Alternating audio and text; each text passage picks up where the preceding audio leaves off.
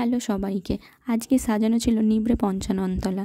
গিয়েই দেখি সামনে গণেশের মূর্তি, আর গণেশের চারপাশে ডেকোরেশন তখনও কমপ্লিট হয়নি, আর ব্রাইডও এসে উপস্থিত হয়নি, রুমের চাবি পায়নি।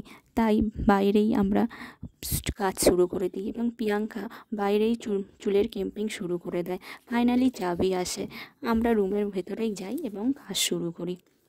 ব্রাইডের নাম ছিল পাপিয়া। ও খুব মিষ্টি, যেন রসগোল্লার মতো। আর ওর ইচ্ছা ছিল ওকে খুব সিম্পল একটা মেকআপ করে দিতে হবে।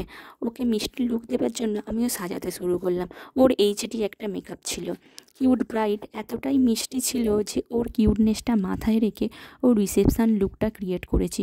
খুব নিউডের ওপর কাজটা করছি, এমনি ও অনেক বেশি হাবিজাবি কিছু করিনি।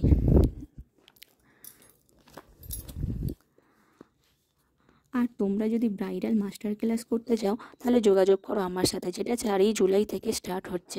আর বাকি ডিটেলস তোমরা হোয়াটসঅ্যাপে পেয়ে যাবে। ওর কিউটনেসটা মাথায় রেখে আমরা কাজ করছিলাম সেই মতো। আর ওর একটা হার্ট ক্রিস আই মেকআপ করছি, যেটাতে ওর লুকটা আরও বেশি সুন্দর হয়েছে।